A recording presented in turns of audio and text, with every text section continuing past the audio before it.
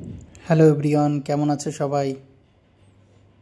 আজকের লাঞ্চের মেনুতে রয়েছে ডিম, রসুন আর পেঁয়াজ ভাজা, সাথে কাঁচা লঙ্কা ভাজা রয়েছে। হেলাঞ্চো শাকের তরকারি, এটা পুঁটি মাছ দিয়ে, আর এটা ইলিশ মাছ দিয়ে রয়েছে পালং শাকের তরকারি। আর সব শাক শাক করেছে টুম্পা।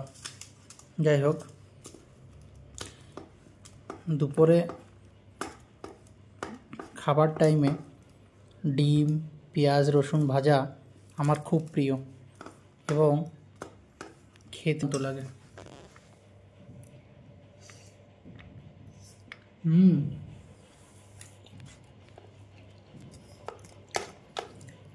আপনাদের কার কার ভালো লাগে অবশ্য কমেন্টস করে জানাবেন।